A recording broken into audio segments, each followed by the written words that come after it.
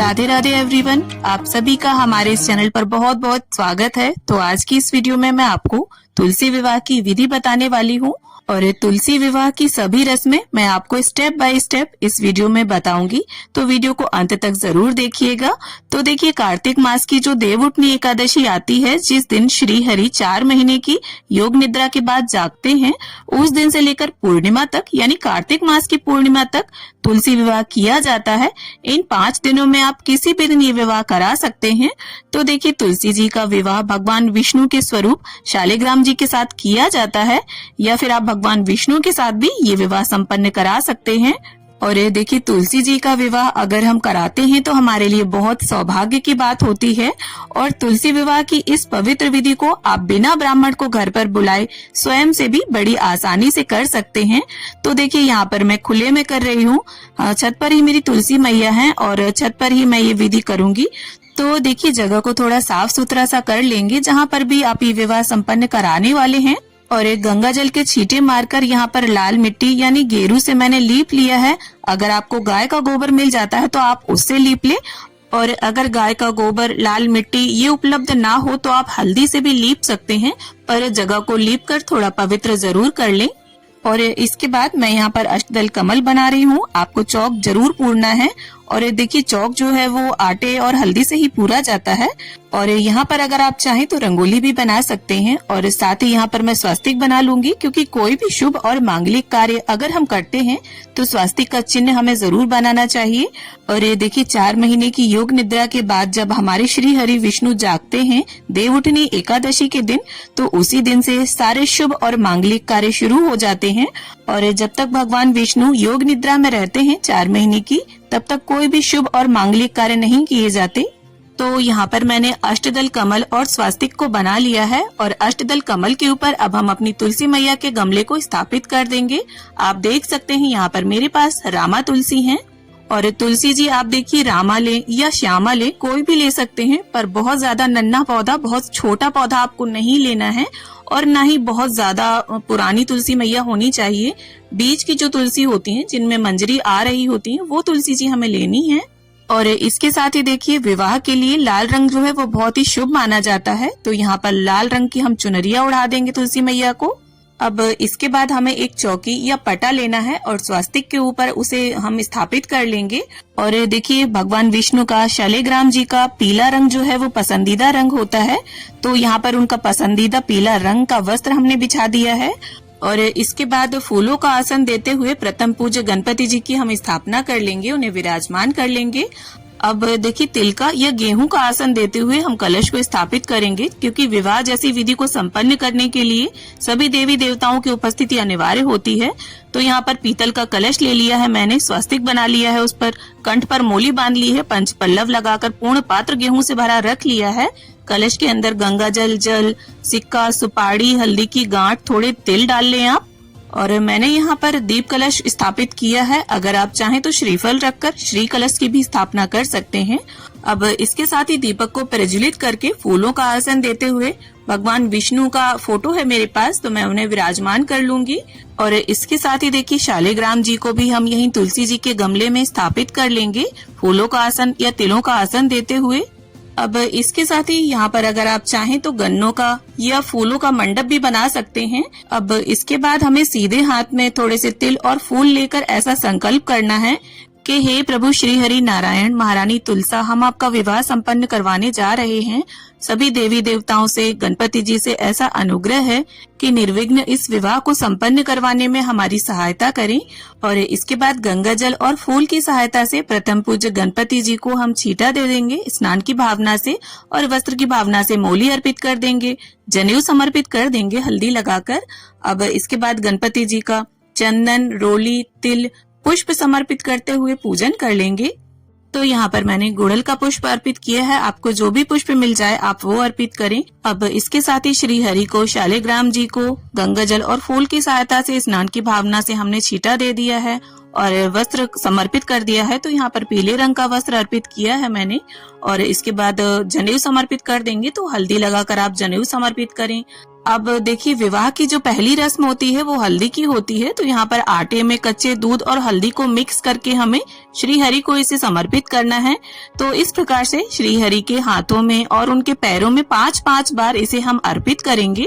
और अगर आप चाहें तो कच्चे दूध में सिर्फ हल्दी को घोलकर भी प्रयोग कर सकते हैं।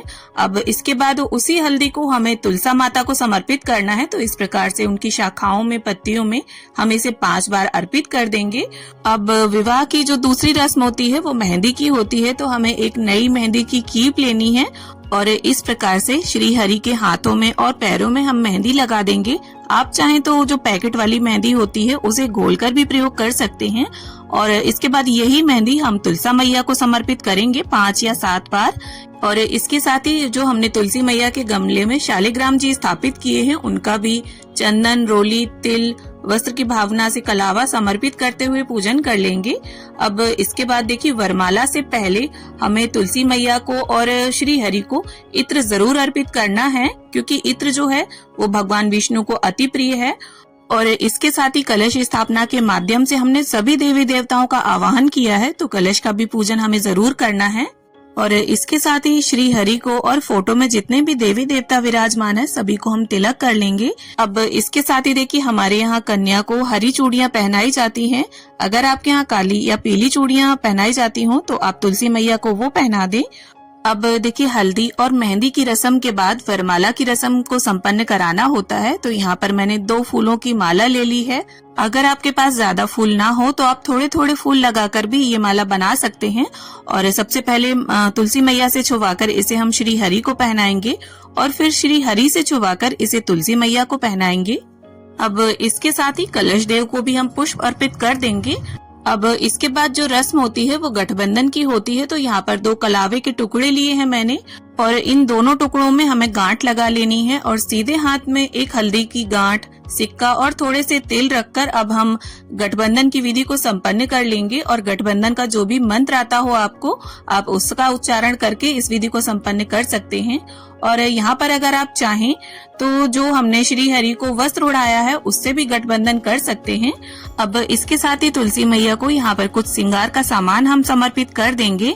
तो यहाँ पर देखिए, मैंने चांदी के बिछुए लिए हैं। आप चांदी की जगह पर कांसे के बिछुए भी ले सकते हैं। कांसे के जो बिछुए होते हैं वो बहुत ही शुभ माने जाते हैं। तो इस प्रकार से हम बिछुए समर्पित कर देंगे तुलसी मैया को और सभी श्रृंगार की सामग्री को इस तरह से तुलसी मैया को छुवाकर यहीं समीप रख देंगे। अब इसके बाद हमें फेरों की विधि संपन्न करानी है।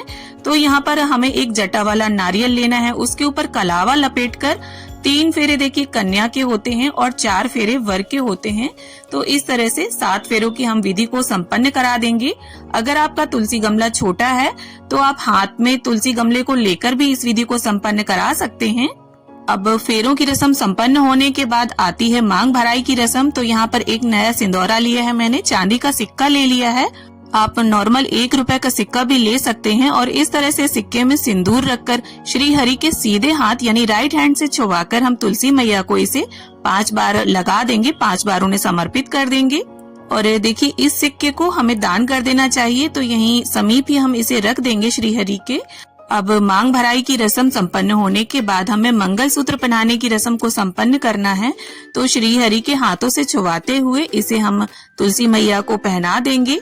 अब इसके साथ ही यहाँ पर गणपति जी को ऋतु फल में यहाँ पर हमने अमरूद का भोग रखा है।